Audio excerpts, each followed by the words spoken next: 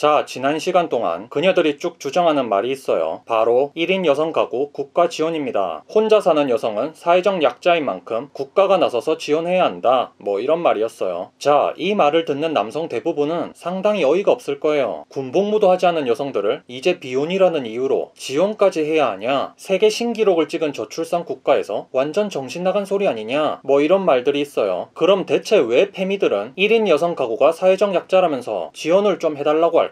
그 근본적인 이유를 차근차근 논리적으로 알아봅시다. 최근 최저임금이 급격히 상승하고 근무 복지가 개선되면서부터 소위 말하는 낮은 수준의 직장의 질이 상당히 올라갔습니다. 즉, 그 말은 혼자 살면 물가가 상대적으로 높은 수도권이나 광역시에서 버티기 쉬워졌다는 것을 의미해요. 반면 여성들은 제가 지난 영상에서 말했다시피 남성에 비해 대도시에 대한 집착이 굉장히 강하죠. 도시를 떠나고 싶어 하지 않는데 이제 1인 가구로 산다면 도시에 남을 수 있게 된 거죠. 자, 근데 결혼을 하면 어떻게 될까요? 혼자 사는 것보단 돈이 훨씬 많이 들어가죠. 심지어 애라도 낳는 순간 비용이 기하급수적으로 증가합니다. 근데 중간 수준의 직장, 이곳의 현실은 어떻습니까? 이 직장들은 과거에 비해 크게 개선이 되지 않았어요. 정년도 불투명하고 월급도 그리 높아지지 않았습니다. 즉, 혼자 살기엔 큰 문제가 없을 수 있으나 결혼해서 수도권, 대도시에서 버티기에는 다소 무리가 있다. 정리하자면 낮은 수준의 직장은 과거에 비해 개선이 많이 돼서 1인 가구는 대도시에서 버틸 수 있게 됐지만 대기업과 낮은 수준 사이에 있는 중간급 직장, 이 사람들은 수도권에서 가정을 이룰 만큼 소득이 충분하지 못하다. 이렇게 말할 수 있겠네요. 그러면 여자 입장에서 이렇게 생각하겠죠. 연봉 5천 이상 버는 남자에게 시집 가는 거 아니면 혼자 살 땐 수도권에서 살 수 있었던 거 괜히 결혼했다간 수도권 외곽이나 지방행이다. 그럴 바엔 결혼 안 하지. 이런 결론이 도출됩니다. 물론 뭐 돈을 많이 주는 공장이나 중장비를 다루는 현장직 사람들의 연봉은 대기업 못지않게 강할 순 있어요. 근데 이런 직장은 보통 대도시보단 지방에 포진해 있죠. 고로 여성들에겐 큰 메리트로 다가오긴 힘듭니다. 지금까지 내용이 저출산의 큰 원인 중 하나로도 설명이 가능합니다. 그럼 뭐 이럴 수 있어요. 그래, 그건 알겠는데 그거랑 1인 여성 가구 지원이랑 대체 무슨 상관이냐? 남자들은 하다